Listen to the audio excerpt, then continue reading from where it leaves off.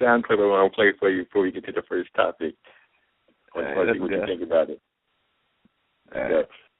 From a truly hip hop perspective, just hip hop. What did you think of that battle? The battle. I just feel like, and this is me speaking as someone who's been in the industry for a good amount of time, and it's the same age as these dudes. I don't think I honestly think he brought like a pencil to a gunfight. What did you think about that, Rob? Listen, man, actually, I watched that whole interview. I thought it was a pretty solid interview, but I feel like Meek, he needs more people like Wale in his life. See, that's the problem. He's trying to kick him out of his life. He needs him because it's obvious. Everybody else around Meek is a yes man. Like all them people, I guess, in dreamchasers, they got to be yes man. There's no way you let him keep believing he won the battle. It was like a blowout. He did win. How? How did he win? Are you in dreamchasers?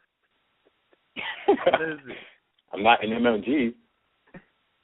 Obviously, I put that call in, but yeah, it's crazy. Like he didn't win. Like it's pretty obvious, man. Like when they got him being dissed on ESPN, that's when you know it's over. Once it hit that other media.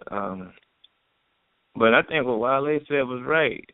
But that's the thing about the media. They'll just take little sound clips and just put it out there without everything being in context. He wasn't saying, like, from a lyrical standpoint, he brought a pencil to a gunfight. He was just saying that the way he went about it, because Drake, he got Apple behind him, he got Jordan behind him, he got all these different brands.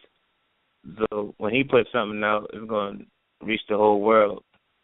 Like Meek, he putting this stuff out with Funkmaster Flex, so it's like two whole different worlds.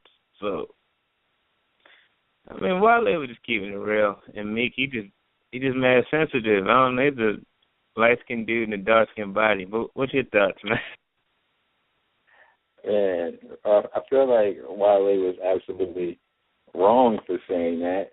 Now, was he accurate? Yes, he was accurate. 1-0 was rushed. It wasn't as thought out as back-to-back was, even though Drake had already charged up. But you could tell Drake was thinking and putting things together. And then when he dropped back-to-back, it was like he had the whole internet. He had congressmen tweeting the link. I mean, Drake had this stuff orchestrated to a point where he couldn't fight back. But in my opinion, Meek Mill, he's kind of like, I don't know what's the way to put it. He's like a sacrificial lamb for hip-hop. Like, Meek Mill basically sacrificing his career to expose the fake. That's why I still mess with Meek. Like, ever since Meek put that out about Drake, all of a sudden, people talk about Quentin Miller now. Quentin Miller getting some hype. I heard Quentin Miller might be going to Tidal or Rock Nation, one of those two.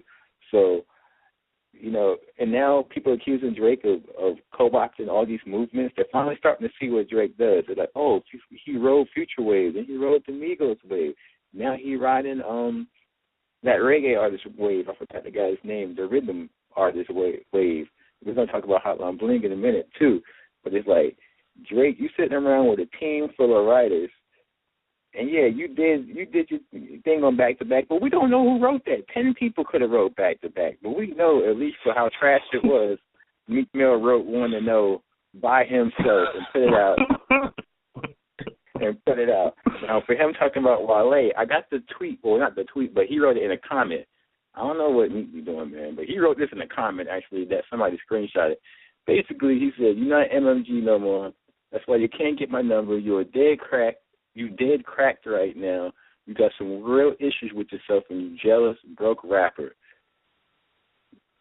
So that's another thing. That's why I'd rather, like, I don't know, music is changing, but, I mean, from a hip-hop perspective, I want my rappers to write their songs, but I'd rather them have somebody else write their songs than getting on social media all the time. I'm sorry, that is whack. Like, why is he writing these essays to this man? Like, just call him up or something. That is so corny. That's why he lost against Drake. Like, when Drake putting songs out, he putting tweets out. That's where the whole Twitter thing came from. Like, come on, just get in the booth. You a rapper, man. Yeah, this is kind of long. It's like 4 paragraphs, but he stuffed it together. I'm trying to like pick out the important parts. But he basically calling Wale a loser, saying basically Wale's hurt. He can't get his number. He's immature, and he's not MMG no more. And go jump off a roof. He told the man go jump off a roof. But I think with Khaled and Rose, they're gonna fix it. Khaled and Rose ain't gonna let them mess up the money. So I think they're gonna be pretty quiet after this.